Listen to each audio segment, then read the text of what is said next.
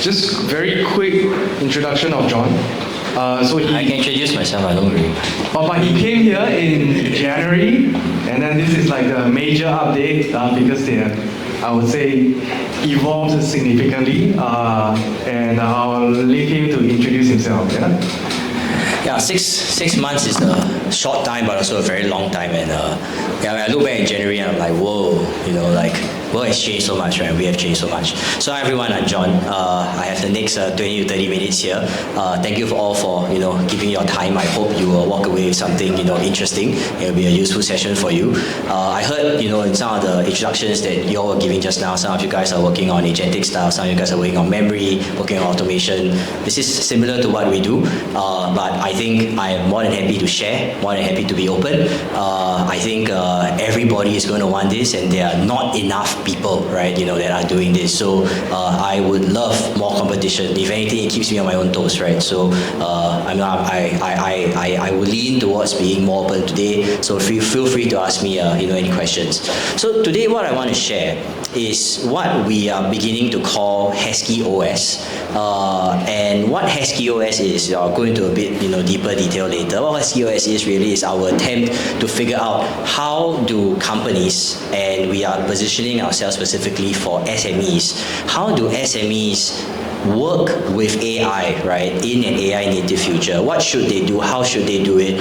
What's the right and what's the best way, right, to go forward? So a bit about myself. I've been doing AI for about 8 years now. I actually was not traditionally trained. I came from finance, got bored of sitting in the bank all day, decided I wanted to career switch. Just nice, AI Singapore had a program to help career switchers switch into data science and AI. So I joined at batch 2. After I graduated, I became a solutions architect, essentially starting to scope AI projects. This is before ChatGPT, right? For SMEs, right? IMDA has been very close bird flying around my head for the last 8 years, always saying, SMEs, we need to transform, right, everybody. I did AI Singapore for about 3 years or 4 years. After that, I decided I wanted to be a little bit more commercial. So I went to Demas, which is Temasek portfolio company. It's Temasek's attempt at having a local Accenture, right? I joined their AI team when it was 4 people. After about 3 years, we grew it to 50, and I was there. I was director of AI engineering, and I was serving not just the SMEs, but also the enterprises and government sector.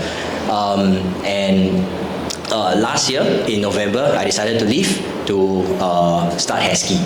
So why, right, did I decide to start Hesky?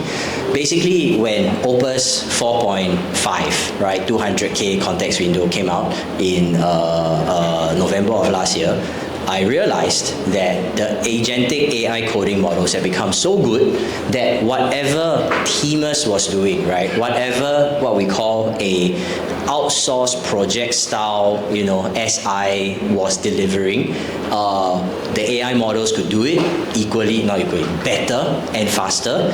And a bit faster, a lot faster, at least 100 times faster, right? And at least 100 times cheaper. Depending on how you count, right? It might be 10. Depending on how you count, it might be 100. If you really push the AI models to build things that no one would have ever scoped before, you can even go to 1,000 times, right? So I take an average of about 100 times. So when I saw this, I realized very quickly, like, hey, the business models of these very large system integrators are going to be affected. But how do you position yourself, right? There are 99 SMEs for every large enterprise in the market, right? This is true for Singapore, it's true for Europe, it's true for the United States. Can we now go to SMEs and for the prices that SMEs are willing to pay, give them the enterprise-grade solution that they are trying to get? And our thesis was, the answer is yes, right? So we've been doing that since November, and actually, it's been quite successful, right? To my relief, our hypothesis was not wrong. So, what do we do for SMEs? Long story short, we start by building custom software for them. And after having, touched SMEs for the last 8 years, to me, SME problem statements really just break down into 4 domains, right? They have CRM challenges. Where are my salespeople? Who are we talking to? Where are my customers and what are they doing? They have ERP challenges, right? Where's my inventory? Where's my procurement? How do I do invoicing? How do I do finance? How do I track that? Then there's operations, right? Once you sell the thing, once you procure the thing, like how do I deliver it, right? Where are my people, right? What are they doing on Monday? What are they doing tomorrow, right?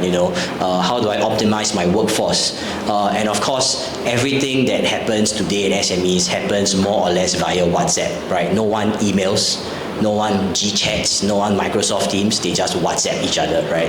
In like a bajillion groups. So WhatsApp is the communications backbone that ties everything together. So, and there are problems, right? Across these 4 domains. And basically for us, we realize SMEs are headcount strapped, they're talent strapped, right? They can't find enough good people to work for them. I mean, obviously those SMEs that are failing, don't count them, right? Those that want to expand, they cannot expand because they can't find enough good people, right? And when they have all of these blockers along the way, the people that they get spend their time doing admin work, right? And that's a huge drag on efficiency. So, we go in, we solve that, we clear these very large pain points for them. Then what we realized, right, after having done a couple of companies, and sort of graduated them to the next phase, is we realized, hey, actually, once we've done the CRM and I said, hey, then do my ERP, then do my operations and put everything together, once everything is connected, you basically have a unified system where all data is pulled into one place, right? Where all your projects, all your documents, all your history have the opportunity to actually be organized in a way where you can have that single source of truth, right? You ask a question, you get a clear answer. If the data is well organized, right? So that is actually one of the things that we are doing. Second brain, of course, a few people have said it. Minister Balakrishnan has also said it. It's not a new concept. We didn't coin it. But we think second brain for SMEs is the highest leverage thing, right? That people should do next once they finish sort of clearing the main stuff, right? That's blocking them today. And of course, once we have finished second brain, and AI employees is something that we deploy for ourselves already and a couple of very, very advanced clients, instead of having a knowledge source that you have to go and ask the question before you get the answer, why don't you put something into it where if it knows it needs to do something and has the knowledge, it just goes to do it, right? So, AI employee to us is really just a proactive second brain. So, we decided to do this, obviously because we want to be AI native as far as possible. So our mantra is, if AI can do it, let AI do it. I always scold some of my guys like, why are you doing this manually, right? If AI can do it, go find something else that only humans can do. And if AI can't do it, we keep trying to make AI do it, right? So, go spend your time trying to figure out how to make AI, like for example, make presentations, right? So, it's been a bit of a journey. I've been trying my best to get AI to completely format and write all of my presentations, and now I use a HTML template, right? I'm quite pleased that you have like interesting features like light mode, dark mode, all this funky stuff that PowerPoint cannot give you. So we're getting there, right? And at least for us, the first problem that I built this for ourselves to solve is I said, as a small company, I can't afford to hire admin, neither can I afford to do the admin myself, right? So Hesky today is zero admin, right? I say every single thing, all HR, all marketing, all finance, all accounting, everything, right, that involves looking at an Excel spreadsheet, AI to do, please, right? Let's not use people. People are very precious. We don't want to waste our time, being stuck in Excel spreadsheet. So that's our motivation, right? So today, right, I'm going to share with you the 3 walls we banged our head into, before we arrived at what our current architecture is. So hopefully, that saves some of you some grief or shows you alternative paths to some some of the things you're trying to do. But what we won't cover today, and I'll be happy to answer questions later, right? But there's so much that goes into this. There is agentic engineering, right? How do we do it? What's our SDLC process? There are LLM models behind this. Which ones do we choose? How do we fine tune it? How do we make sure that it is private and secure for the SME clients who are inevitably going to ask us, hey, if I have a second brain covering like 90% of my company, is all my data going to go to like Anthropic, right? Or who knows? So we have done that. We have answered that question, and of course the project management and delivery process behind building all of these things, right, for our clients. So I won't go through that today, but if you have any questions, happy to talk about that later, right? So okay, second brain for enterprise. I mean, obviously the first place that you would start is to take the second brain for personal use first, right, which is OpenClaw. So for those of us who are sort of here, right, OpenClaw got a huge boost when Minister Balakrishnan went to post all over Instagram and LinkedIn and whatnot, right, about his his second brain. And OpenClaw is really good, right? OpenClaw is agentic. OpenClaw connects to everything. OpenClaw can do some really advanced stuff, especially if you give it like full permission to mess around with everything that you have. But the problem that we find when you try to, it's like say, let's put OpenClaw into a company, right? The problem is that OpenClaw's architecture is tuned towards a single person, right? So, if you would give OpenClaw to people in a company, you would give everybody their own personal OpenClaw, right? When everybody runs their own personal OpenClaw, all their data kind of gets stuck in silo, and you don't get any shared knowledge, right? And when you don't get any shared knowledge, everyone's sending their own emails, everybody is, having the agent do their work.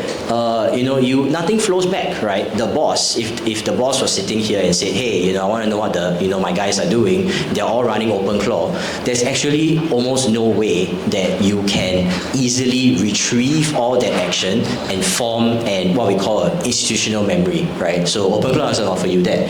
And it's not like you can modify OpenClaw to be multi-user, right? The architecture is fundamentally different. The building blocks are similar, right? We can talk about that later, but the way you actually build it is very, very different, right? So we realized that OpenClaw was a non-starter. We tried OpenClaw. We tried to rebuild OpenClaw by ourselves. Each time we tried, it didn't really work. So we decided that this was a wall that we wanted to stop kind of banging our head against, right? And move on to iteration 2. So in iteration 2, basically we said, okay, let's take a step back. Let's think about what are the key problems that we have to solve and how we should approach them, right? So the first problem, which we discussed just now, is shared knowledge, right? You don't want, in fact, you don't just not want to have everybody and their own MD files. You don't even want to go back to the old way where all your random documents are all in SharePoint or Google Drive, right? And then you just point an AI at it and say like, go do something for me, right? It doesn't work either, right? Like there's so many things that can go wrong. Imagine if you join a company on your first day and the boss just told you, go into the Google Drive and do X, right? Like, you will be so confused. You have no idea what's going on. And that's what the AI, basically experiences every single time it is plugged into a SharePoint, right? So you can't have a SharePoint, right? You need something different.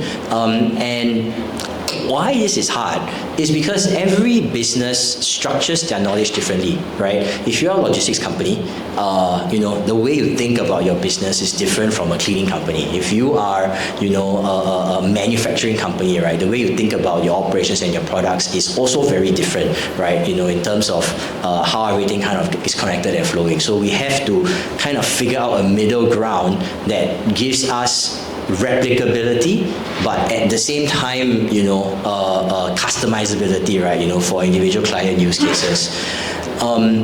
And then after that, right, once you have that shared knowledge base, we talked about Google Drive, we talked about SharePoint, right? Most of a company's knowledge exists in the form of documents, right? So, you need to turn documents into knowledge, And then if you want to make proposals, you want to write invoices, you want to do all these things, you need to turn knowledge back into documents, right? So again, we have to find a middle ground, right? That is, how do you structure a framework that LLM can use, in the lightest possible way, so that it generates the invoices and marketing materials and presentations in the company format without having to tax itself or stress itself. But you have all the data on hand to be able to just fill it in, right? So for example, what we do here, right, is for my presentations, I have a CSS template, right, like 13 different styles. I have my slide material, my narrative that I want to talk about. What the LLM does, and I've tested this, with progressively smaller and smaller LLMs, is I just give the content, right? I say format it according to what the template gives you. And I find that whether you're talking about marketing materials, we're talking about invoices, we're talking about, legal agreements and all that, right? This works very well to ensure that your output is consistent over time. Of course, you want to keep the humans in the loop, right? You don't want to you don't want to autonomously generate all these like invoices, documents, receipts, and just like send them out. But you do want, when a human is reviewing, to have them go like, it's correct, right? Like that saves time. If they go and they say it's wrong, right? They have to go back and rework, like, everybody's time is actually wasted. So, it has to be correct, right? So that is another hard, question, right? To answer, like, where is that point, right? Where's that balance point? And of course, the last one is for business automation, right? You say, okay, from sales goes to contracting goes to procurement goes to operations. Like right now in many SMEs, it is a manual process, right? Somebody has to actually go and hand over, right? Like, or WhatsApp someone, I'm done. This is this is sitting there. Chase them the next morning. Is it done yet, right? Why you haven't do, right? So any SME management team will say, like, can it just move, right, by itself? But again, if it was simple, everybody would have done it already, right? So, it's not a simple if-else rule. You have a bajillion exceptions, situational differences, right? Dependencies on different things that sometimes even change with the seasons, right? So here, cannot use template, right? You have to use an LLM. But how do you tune the LLM, right, to understand what a business wants, and how do you tune it so that you can use progressively smaller and smaller LLMs that you can actually then host yourself, because all of your corporate secrets, all of your process and information, right, is going to be here, right? And this is something that you want to think deeply about protecting, right, for yourself going forward. So this is how we've solved it, right? This is how we solved these three problems. So for shared knowledge, what we actually do is a kernel plus an entity graph plus role-based access control. So it's a lot of jargon, so I will step through it slowly for those who are not so technical, right? So what is a kernel? So a kernel, as you imagine, like it's a seed, right? That's where the term comes from. It's the core of the seed. So we built the shared knowledge platform, right, with as small but as open a seed as possible, right? So that many things can, I'll show you. I'll blow up the image later, right? So you don't have to squint. To make sure that across all kinds of different clients, like this kernel you can bring to everybody, but what you plug in, right, is different, right? And you can plug in different versions of the same things, like CRM for insurance, CRM for manufacturing, CRM for cleaning companies, right? It's all CRM, but they're all different. You can all plug it in, and it fits well enough that the last mile wiring, right, is not something that's very onerous.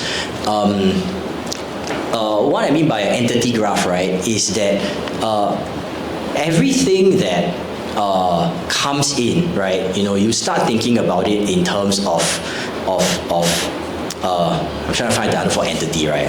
Which the word objects also doesn't help. Entities, objects, right? It's just like things, right? The discrete things that a computer understands, right? So for us, for example, we choose to say every organization that comes into our door, whether it's a prospect or whether it is an active client, is an entity, right? Every document that gets generated, every proposal, every invoice, every receipt, that's an entity, right? Every piece of marketing that we create, that's an entity. Every event that we organize, that's an entity, right? And we basically link, right, all of these objects together to create the relationships between them, right? This is done by LLM, right? Dynamically on the fly, and there are multiple levels of linking and relinking and rechecking to the point where we've realized that you cross the threshold when your automated process does more than what your manual process would do, right? So this is a little bit of quantity over quality, but we've realized that it works, right, today. So you don't have to be like super, specific about how you are linking things together. Just get the link. It's better to have a link than to have no link, right? And of course, role-based access control. If you're putting in HR documents, only HR should be able to see it, right? If you're putting in like sales documents or legal documents, only legal should be able to see it. So you need to be able to have, all of these things. So another thing that I love, I was, PowerPoint can't do this, right? So this is also event driven, right? In the sense that you don't want to ask the human, or it's like, oh, I forgot to update the dashboard yesterday, right? Then everybody is stuck. You want this to happen as automatically and as dynamically and as real time as possible. So because you have all entities, right, and you are creating and accepting entities into the system from all kinds of different places, right? WhatsApp, forms, emails, right, whatnot. Everything gets written to what we call the event bus, right? Very, very complex sounding term, but actually in reality, it's just a piece of software that records events, right? Very, very quickly. And it's computers being computers, they can record millions of events and not break a sweat, right? Even your 2 GB RAM can also do it. But everything goes into the event bus, right? And the event bus then links, right, to all of the different pluggable components that plug into the kernel. This orange box over here is the kernel. And then in each of those apps, right, the business logic sits there, right? It decides, okay, something has happened. Now my sales app will decide what to do with that thing that has happened, right? How do I enrich the metadata of the entity, right? A NDA has gone from unsigned to signed by one party, right? And therefore, when it's signed by one party, next action equals chase the other party to sign, right? Send an email or something. So all the business logic is encoded in those apps, and you can probably start to see now why we don't build everything into the kernel, right? Because everybody's business logic is different, and in fact, everybody's business logic might change every 3 months, right? Depending on how fast your company is growing. And once all the apps have done their work, it basically writes back to the entity registry, where that current state of the entity, right? That person, that company, that document is being saved. And of course, authentication's in there, so we make sure that only the proper people can access their documents. And the other thing that I want to show you is a little bit more of a view of how it works, right? How that link entity graph kind of looks like. So let's say you have, the fictional company, right? Acme Private Limited, right? Who's the primary contact? You go and link, right? John Tan is the director. We talk to him, right, for all of our sales needs. Now, I need to sign a master services agreement with him, right? So, document is there, links over to Acme. Could link over to him, but, it depends, right? How you want to do it, doesn't really matter. Status signed, right? Then you link in the sales pipeline, which says like, okay, here is the deal. What's the status? Is it won? Once the deal has been won, create a project, right? And then once it's a project in progress, as the project goes, you have milestones. How do you track all that billing, right? So every time And then once the invoice is created, send it over to the accounts person, right? So this is the process that plays out over and over again manually in every single SME. But basically, once you have wired all of these things together, you have that base to start building the second brain and start building your AI employees. So let's talk about the second problem, right, or the second challenge. So now you have this foundation. Now you start to say, okay, there's all these information entities now, right? I need to create the invoice. I need to create, right, the NDA, right, the legal documentation, right? How do we do that? So what we actually do per entity and per document, which is an entity, is we do a vast amount of metadata enrichment. So for example, right, you guys might now think a document is a PowerPoint. A document is a Word doc or PDF, right? We actually, what we do when we say like massively enrich, right, is we actually kind of turn it on its head and we say, no, a document is not a PDF. A document is an entity that has information inside, right? And this information can be encoded as a PDF, but it can also be encoded as a Word doc. It can also be encoded as HTML file. It can also be encoded as a piece of structured data that goes into a database, right? So once you kind of like change your view on what a document is, you start to be able to look at it as like just data with extra stuff attached to it. You can put in like life cycle state management. You can put in compliance checks, right? You can start to ask your Claudes to connect to the system, and your Claude no longer you no longer have to worry about your Claude saying, oh, I didn't parse the Word doc properly, or I spent a lot of tokens reading the PDF because it was PDF format, right? Who knows what I missed out. All that goes away. Your LLMs have native ability to sort through and understand all of this data. What is version 1, what's version 5, what to ignore, that's all there. And then when the time comes to say, okay, very good, we like this, let's turn it into a PDF, let's turn it into a DOC for marketing flyers, let's turn it into a PNG as well, right? Like it does all that natively, right? Without you having to struggle with conversion software.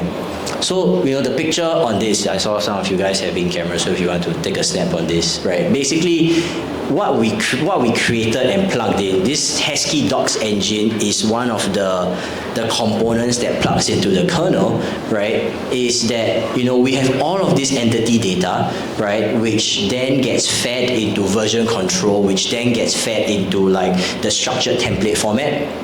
The LLM, if once I ask you to generate, it brings everything together, and then it's output, right? Whether you want a PDF, whether you want, something else, and I cannot, I think, emphasize enough on validation checks, right? Because it's the trust that humans have in the system will go away very, very quickly. It goes away more and more quickly the more mission critical a system is, especially in finance and accounting, right? So if your system, and all legal, right? Your system drafts a legal doc or a service agreement and misses out something, right? Or doesn't include a certain clause, right? Whoever is running it will be like, whoa, that's not good, I can't accept this, I'm going to go back and do it myself, right? So the compliance checks, right, that go back onto the document, super important. But the good news is, if you have your data in such a format, right, you don't tax, stress your model in trying to parse different kinds of data formats, it's actually pretty good, right, in taking through compliance checks. Even the smaller models, you don't have to have a state-of-the-art one, right? The last one is quite simple, right? So I think many of you already probably have some kind of agentic automation process going on. The answer is, for business automation, it's not if-else statements, right? We have to understand how and where to insert the LLM to make judgment calls, and more importantly, actually, for our business use cases, is to audit very, very quickly, right? And raise issues and fix issues when things go wrong. It's not if, it's when. can, right? Because things will go wrong for sure, right? So you need to have this ability to cycle very quickly, right? Human AI, right? And start to fix things. This is where I believe like fine-tuning and smaller models come in, especially when privacy becomes a bigger deal. But that's more of a really AI model engineering question. That's more of a policy question, right? How this works at the end of the day, right, is I think a picture that everybody has seen before, right? You have a input, LLM decides to do something, and then it does a creation, right? Everybody has done this a million times before, so it's really nothing new.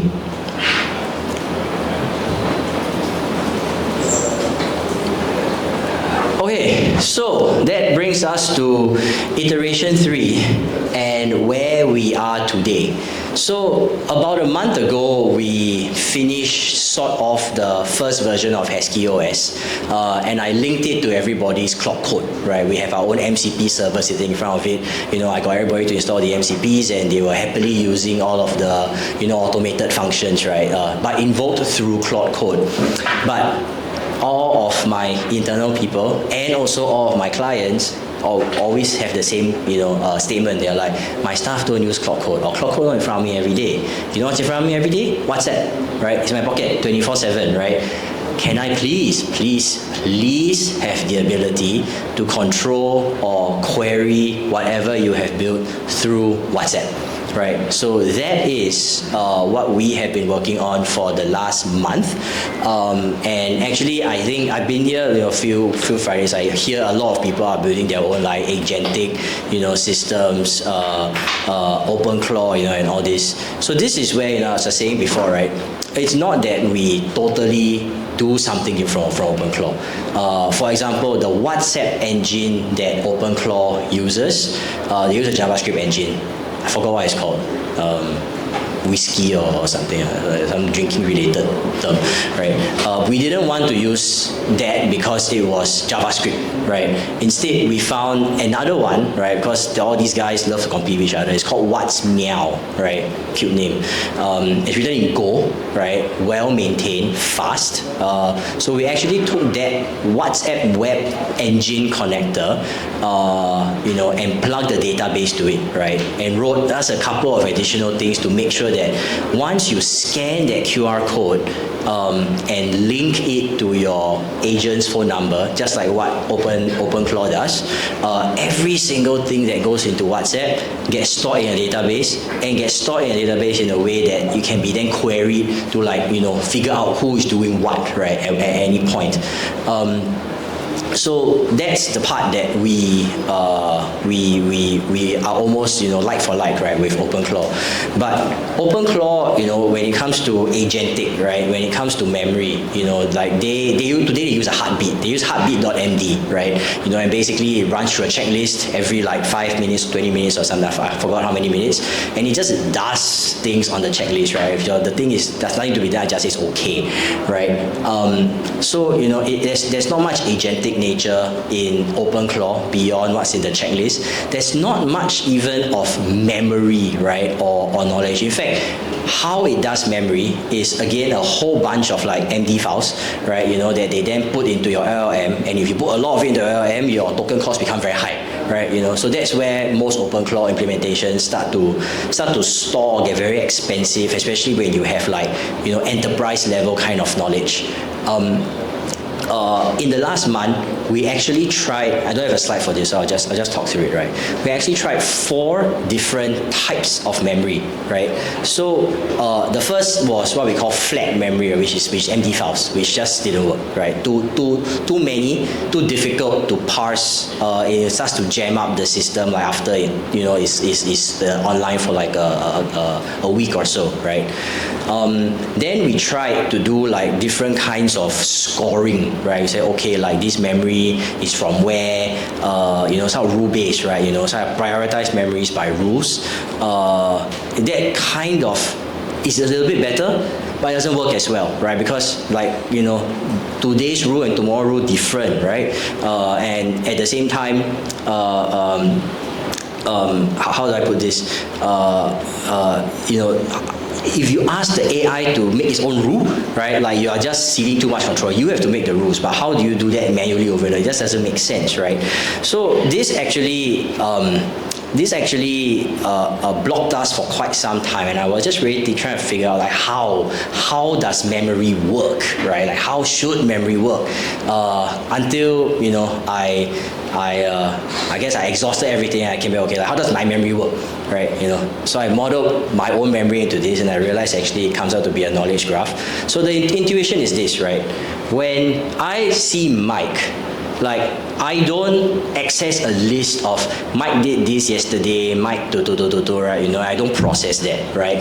Neither do I prioritize in the strict sense of the form, like I'm going to forget the thing that Mike did like last week. Totally forget, right? Delete it so that I have memory space. I don't do that, right? I look at him and then immediately like 15 or 20 things just appear in your mind at the same time.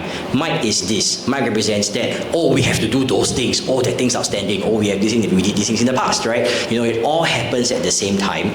And my belief is that this is basically analogous to an embedding, right? So you don't actually do it at the token level, you do it at the embedding level, right? And that is where we found a platform. It's called Graphiti, Grapphiti.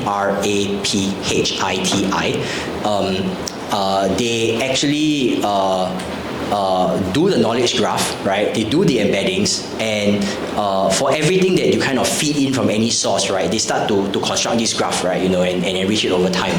So they've made that particular piece of software good enough that you can have like very, very, very big memories, but every time you look at something, like the retrieval's fast. So instead of building it by ourselves, we tried it out and we said, okay, actually this is combined with a bunch of other things, this is pretty good, right? So it's a WhatsApp connected to a knowledge graph, right? That gives us memories. But the other thing, right, that we try to do, or we have arrived at this middle ground, is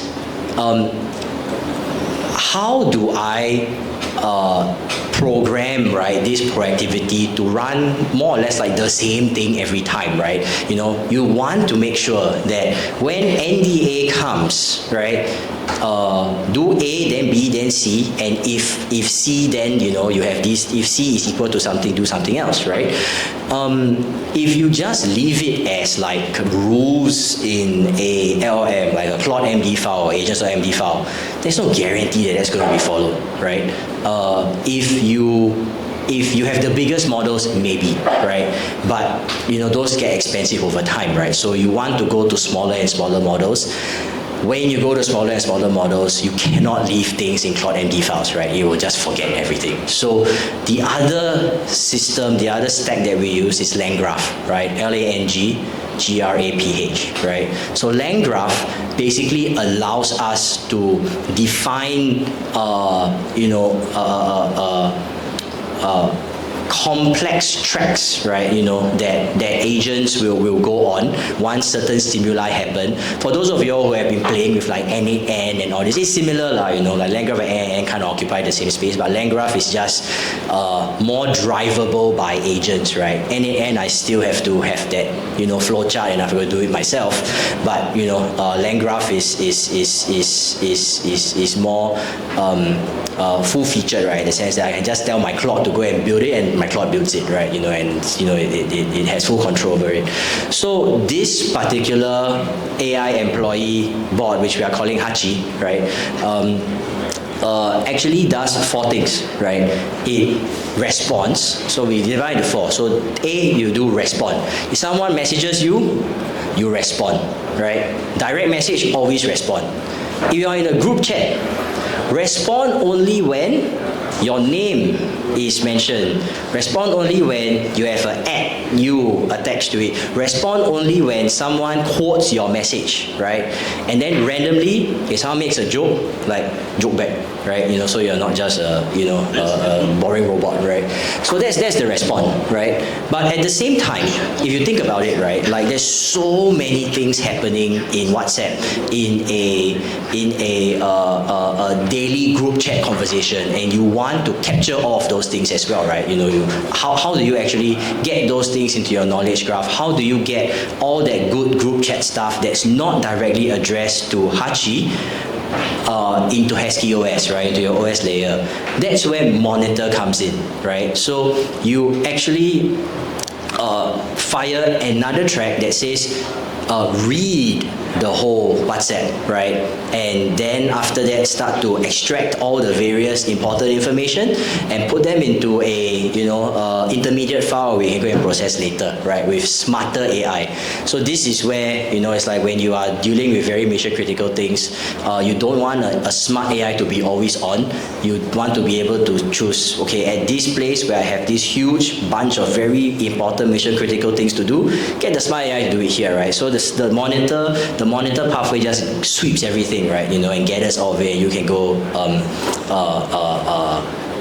work on it, right? At your own leisure, and launch your own agentic processes according to that. Then synthesize builds up your knowledge base. That's a separate thing from monitoring, right? And then also I get it to do what I call patrol, right? So I have a bunch of infra, I have servers everywhere. I get it not just to look at WhatsApp messages, but I get it to go and check. Is this server up, right? Did this thing stall? And then after that, it kind of reports back as well, right? And you can fully control what they are doing. So in a nutshell, this is kind of how it looks like in a picture, right? You have your messages going in, it hits the various graphs in the land graph engine. At the appropriate places, it gets written over to memory, right? And the system is given about 14 to 18 tools to do different things based on permissions, based on who's talking to it. So let me show you, right, what I mean. So this is the last link. There is my. Let me show you this first. So what does Husky OS look like, right? So when I have all of my entities, this is my live, this is actually my lives of my clients, right? But not fully updated. I haven't done the full dump yet, but the automation is running based on the current data set that's in the system. What I want, as is for me, right? I want to say, I have a client. There are so many things going on with so many clients, right? Some are negotiating, some haven't paid me, right? Some I'm waiting for them to do a project, some I have no time to do their project, but they're chasing me, right? So I want to come in the morning, right? And I want to have one place where I just come and see, right? Am I green? Or am I amber? Or am I red, right? Luckily, after I consolidated all the data from the last run, I am mostly green, right? Only a couple of red ones. So basically, this is this dashboard for me serves as a signal consolidator, right? Of all the things that we talked about, to just show me the human one thing, right, that I care about, because no time to do anything else. And it looks like this, right? Because actually the system, and this is the most, why I want to show you this, because I don't want to show you this to say that my dashboard looks great. It looks really ugly, right? I want to show you this because I want to emphasize that actually the value comes from having the system built to be AI first, to be used by AI first, right? When you have a kernel, when you have your stage apps, which are the things that plug into the kernel, you can settle everything that the AI needs to do, and whatever then that you want to surface to people, right, or let them interact with, you can do so at that point, right? So this is our dashboard. The other thing to show is our documents library, right? So this is our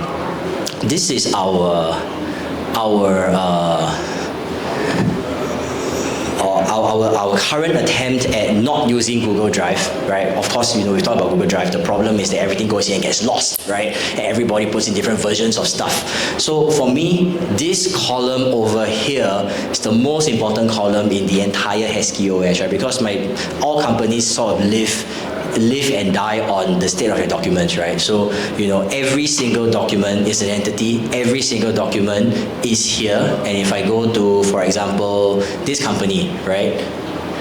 They are all, and this is customizable, they are all already clustered and tagged by department, by type, by status, right? Then if you want to link them to project, to threads, to any other thing, right? It's all there. So you never ever have, so as a human, you never ever have to answer the question to someone else. Hey, where do you store a document? Which the file, where's the link? Let's ask, then you go here and find, it's there, right? It's very clear. If it's not there, right, it doesn't exist. At the same time, when it's formatted like that, right, with all your metadata and all your links, the agent is able to find it easily, right? So whatever question you ask it, right, you'll be able to find it. So let me show you the WhatsApp side, right? So where is my Hachi? Okay, I'm going to. I thought we were going to start at 2. So I ran an update and I broke it. Then I fixed it, but I don't know if it's fully fixed. So we're going to try, right? I'm going to try. I'm going to ask this question to Hachi again, right? But while it is processing, right, this was what I was going to show you. So based on, all the stuff that's in that Hesky OS that you just saw, right, and in all of my WhatsApp group chats, right, I'm starting to ask these questions. How is the status of this thing, right? What's in our sales pipeline right now? What action items, right, does some of my staff have? We had a meeting with this guy, right, the other day, right? Tell me about it. And of course, what I was trying to do was I was trying to do an extraction of a document from Hesky OS, which I could do, but I broke one link. Now the thing's not working. So how it should work, right, is that when you send a message, it has a 20-second wait window, right? Because most people don't talk in one huge block, right? They talk in, like single sentences, right? Send across. So we do 20-second window to let people fill in the messages. Then once that's filled, it goes in, right? Oh, hello. Wow. Nice. By itself. I didn't check. Just now I'm presenting, I say you please fix, then you make it. Then you deploy, then you test, you make it go live. Thanks bro. Right?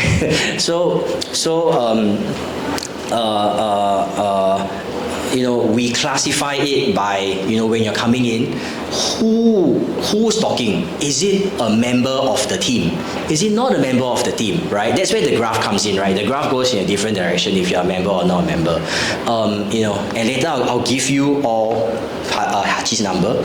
Feel free to message it. There's an external thing. It will help to sell our services to you. You can try it out. Try to jailbreak it, right? See where it goes, right? There's also some fun stuff which I'll talk about later, that's why you will want to message Hachi. So it goes in different directions, right? And then it invokes tools, and then it goes. And the thing that I won't show because it takes so long to write it down. It's like now that you have retrieved something, right? The next step is like, okay, thanks.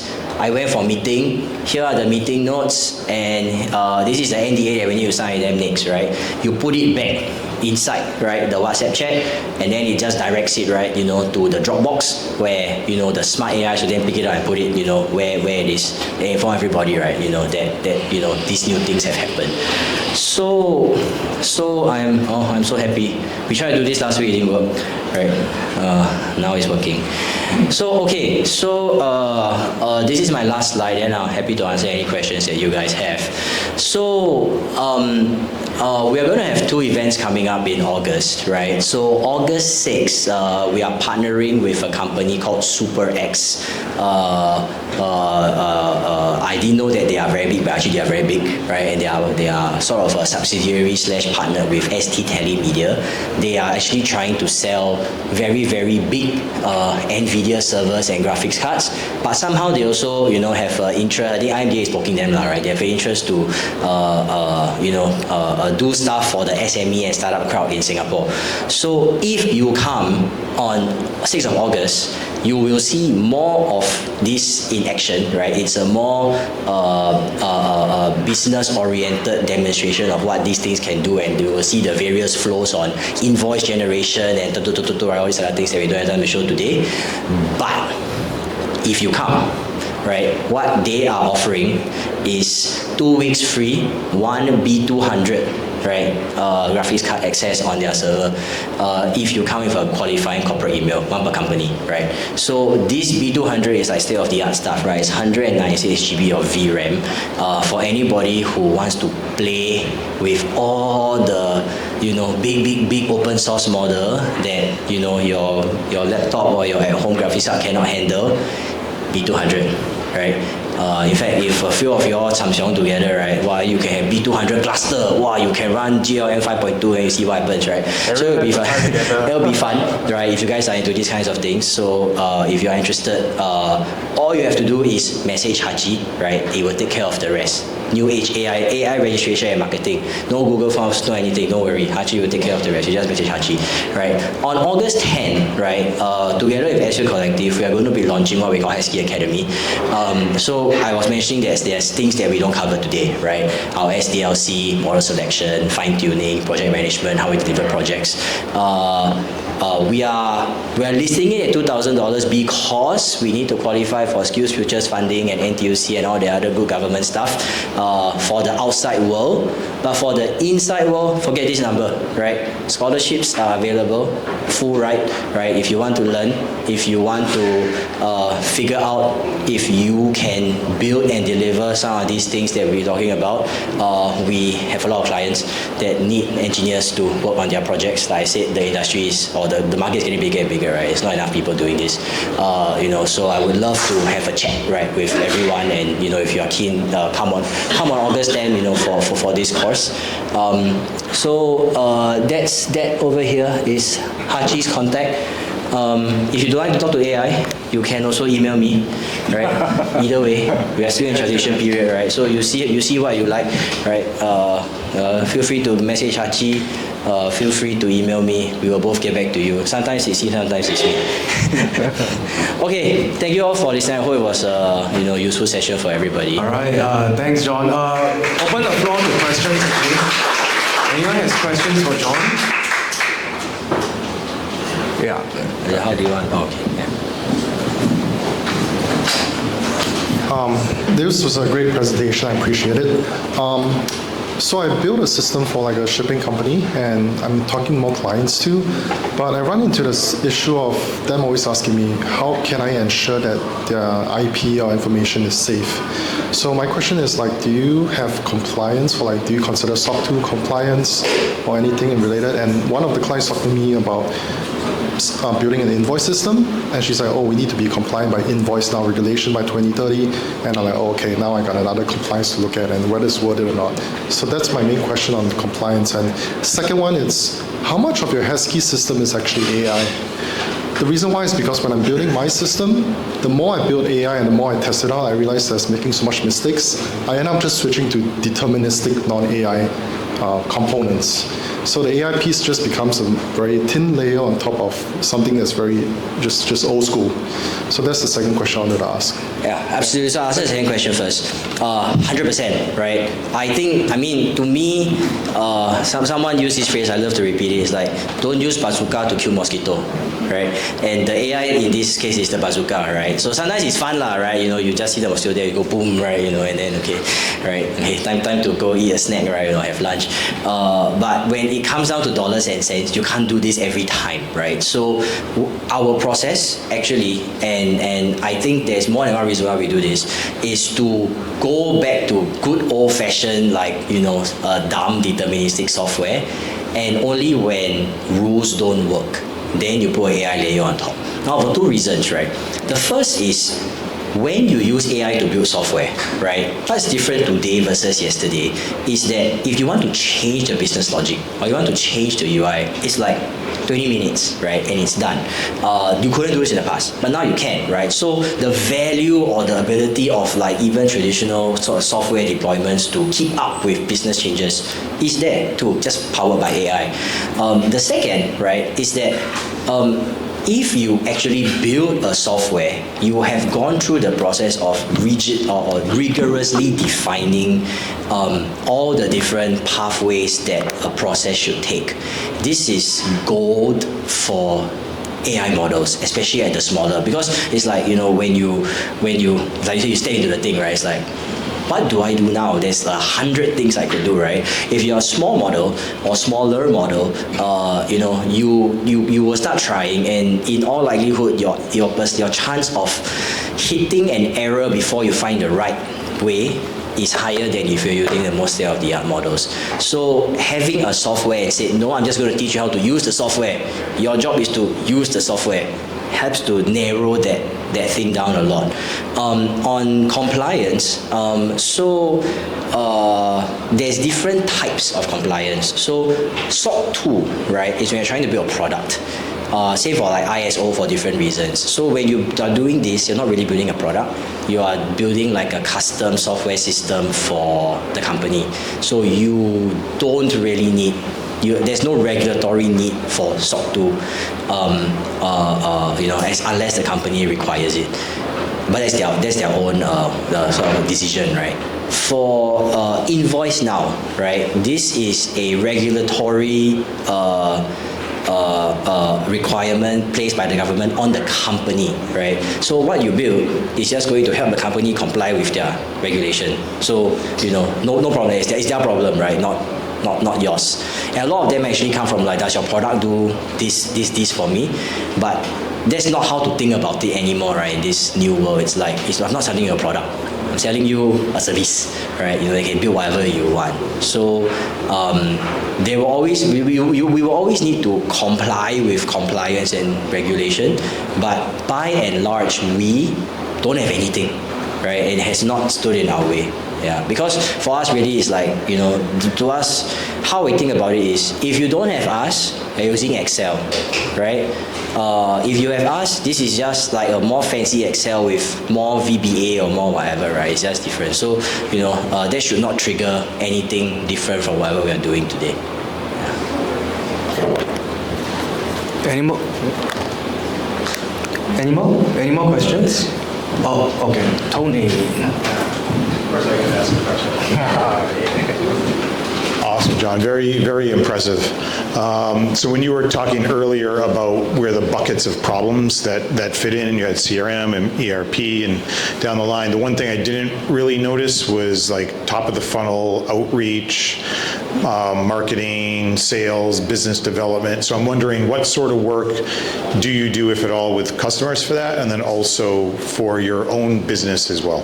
So we help a lot of customers produce marketing material programmatically, right? So in the past, they would have had to outsource to agency, or they would have like one designer in-house is like super, overwhelmed by everything, right? So we say, just look at your marketing materials. Do you want to repeat it? Okay, let's put it into a template, put the LLM on it, and whatever new stuff you want to do according to that same template, we let you generate.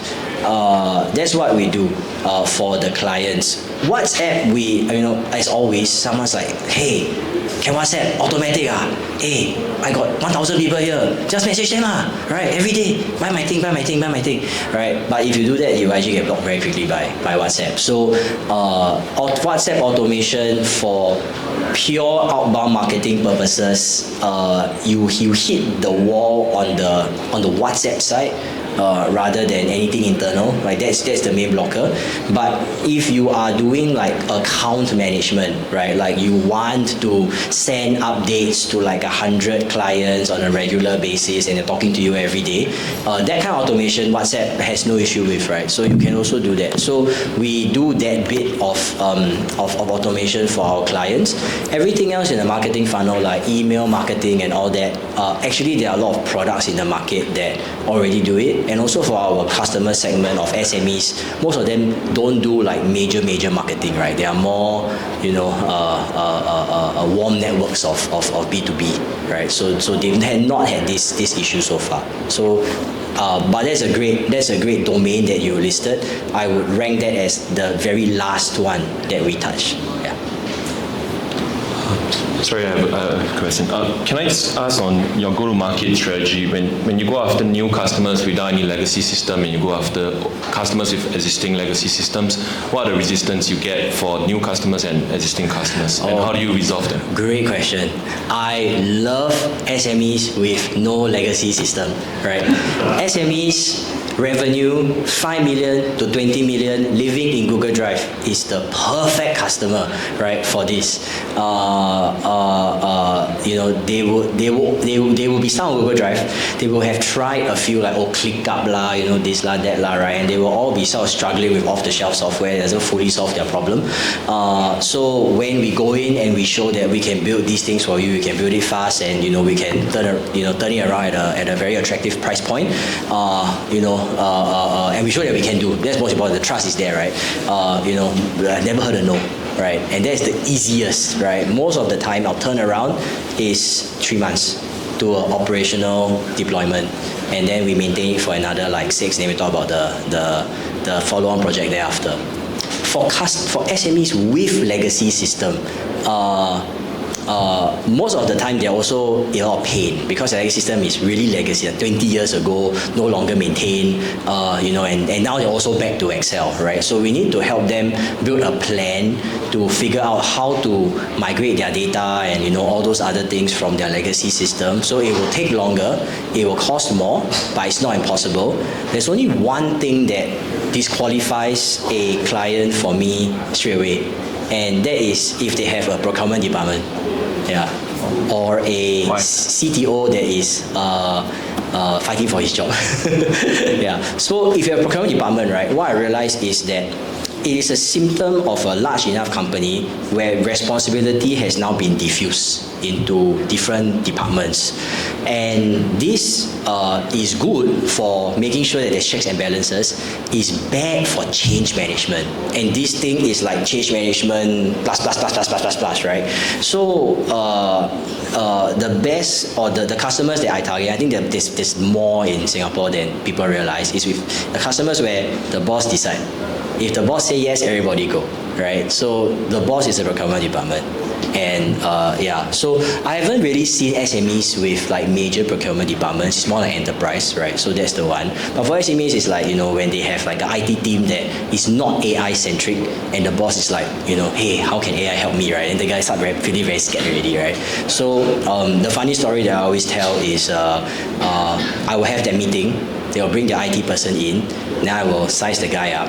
Then I will help them. If I realize the guy is the guy that is trying to fight for his job, right, I will propose the AI system. Then I will draw the thing. Then I will just say, you think about it. Then I walk away.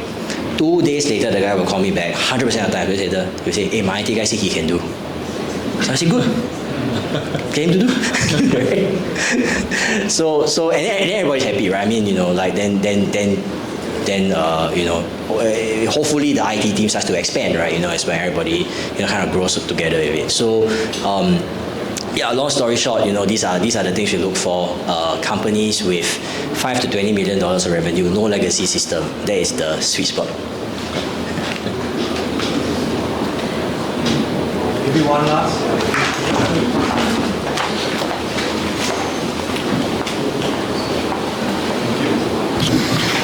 Hi, thanks for the presentation. Just wanted to check, like for the agents that you are using, are they like local models, or are you using like APIs with like Anthropic or OpenAI? Well, we've used every single one. We try every single one to figure out how good they are. So I can give some insights on like where models stand. So if you are trying to get a model to agentically tool call and run your software, 200 billion parameters is your cutoff. right? You cannot go lower than that. It will not know how to do your tool calling. No amount of fine tuning will help you, right? It's the nature of how those models are trained. For things like drafting and compliance checks, you can drop down. I mean, now the best model in the world is Quen 3.635B MOE, right? Between that one and Gemma E4B, you have the tiny, the medium. You can use it to like sort of de-risk any cost or any privacy concerns that you have, and it runs on very, very lean hardware, right? So very, very easily procurable. And then up the chain, right? Like, so for example, you saw Hachi just now. For what I want Hachi to do at the level of fidelity that it does, I realize I cannot go below DeepSeek 3.2. DeepSeek 3.2, I think, is a 400 or 600 billion model, if I remember correctly. There's a 200 billion level that I'm waiting for the weights to come out and try. But I realized that when you are sort of in this whole like WhatsApp environment where you have to like look at a lot of things and infer what people are saying and all that, DeepSeek 3.2 level is sort of like where the cutoff is, right? Anything below, you start to get like dropped. I forgot to do this, I didn't do that, I missed these things out. So we tried all.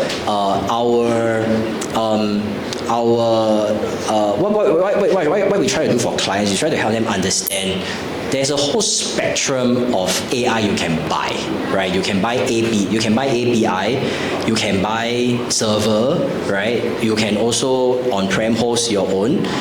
Which is the right instance to use those kinds of models, right? And what is the trade-off, right? And then they can make that financial decision, right? Where they want to go. Okay, thanks. I think it's more because I'm like wondering if we implement your solution, then the concern is on the data part, because the agent will be fed some client data and stuff like that. So I guess your suggestion would maybe you might want to do like on-prem kind of solution, is it? Yeah. So with cost-wise, right, the long story short is that if you want Hachi, right, at this fidelity, you will have to rent like GPUs in a data center somewhere to run it, but the cost is like 1,500 a month, right, to run your whole company. Which, if you think about it, is like okay lah, like how much the admin stuff costs, right? So if you want to run GLM 5.2 for your company, 15K a month, which I think also is still quite worth it, right? Considering what I can do, and you run 24/7, don't sleep, right? So we do this, and we give our clients basically these price points and like pros and cons, and they decide what they want to do. Okay, thank you. Thanks. All right. One last one? Oh, no more? Okay, a round of applause for John, please. Very in-depth sharing and definitely very open. So if you all have any other lingering questions, technical or commercial, he's the guy.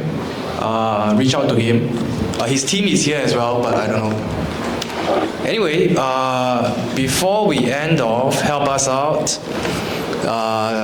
Do a survey, help us learn how we can make Fridays better, and also join us. So we are a community of practitioners. If you are learning how to apply AI in different areas, whether you are going for venture or also serving SMEs, sign up for our memberships, join us beyond Fridays. You will get access to the space and also the networks that we have. And of course, with the launch of our academy, much more of the courses, right, where you can learn how you can apply AI, especially for production grade stuff. Okay, so help us out, please. If you enjoyed today, do the survey. My surveys always have very poor responses.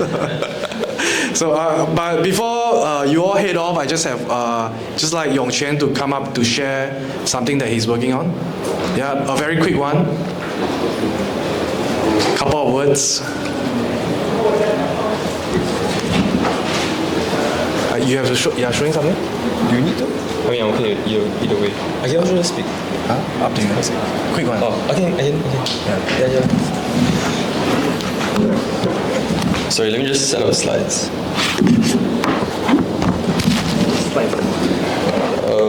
I mean, AI generated the slides. Oops.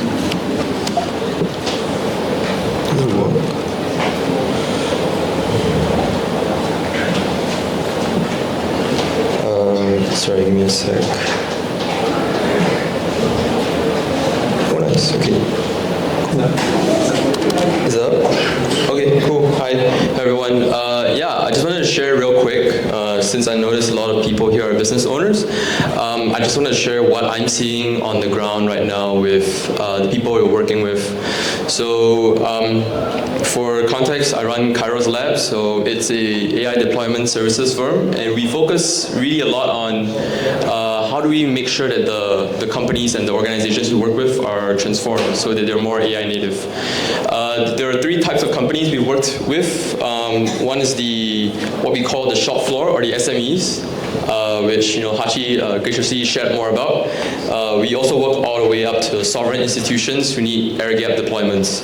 So more on that, what it looks like. So this is just one issue that we've seen based on our partners. We've seen that coordination is one of the biggest issues, and we've seen three kinds of organizations facing these issues, right? The first are SMEs. The second are private capital firms who are trying to buy these companies. They don't actually know how to make them coordinated together. And imagine a private capital firm trying to acquire hundreds of these companies. It becomes really tough at scale because they don't really know how to organize and coordinate these companies so that they're more AI native, so that their operations are faster and higher quality. And of course, at semi-government or even government institutions, they're facing the exact same problem. So this is what we've seen on SMEs. We've seen that one person can sometimes file 7 to 8 permit forms. I just had a conversation with a PE firm today, which talked exactly about this problem.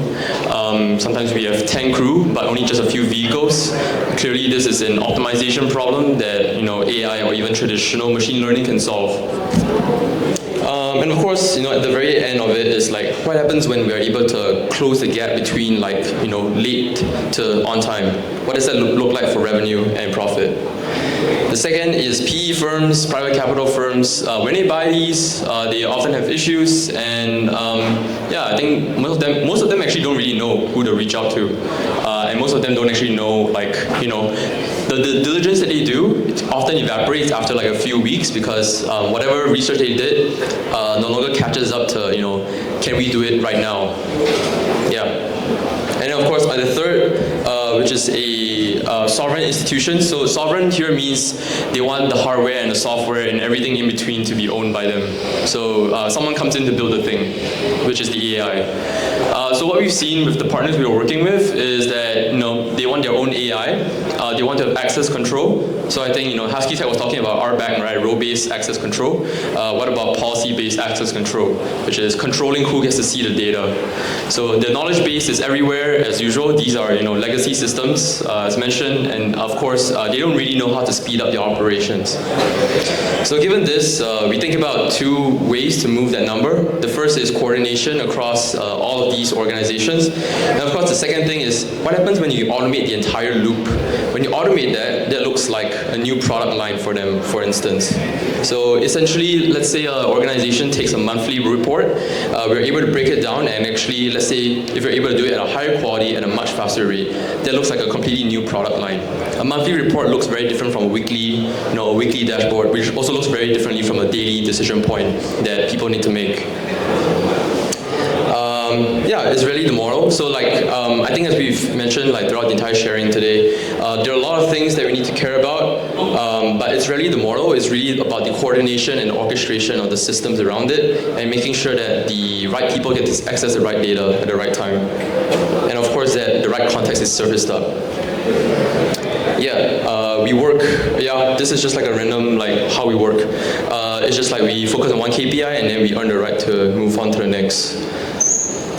Yeah, and then this is the people we're working with. So we are I'm ambassadors for some of these products. We also work with fellows from other products as well, and we convene rooms like this pretty often.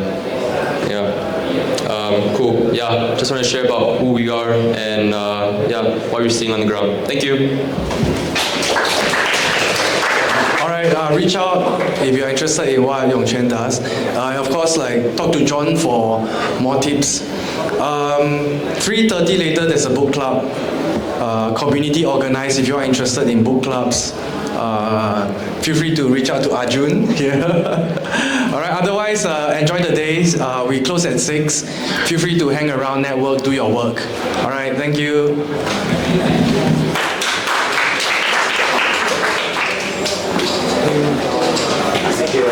Nice to meet you.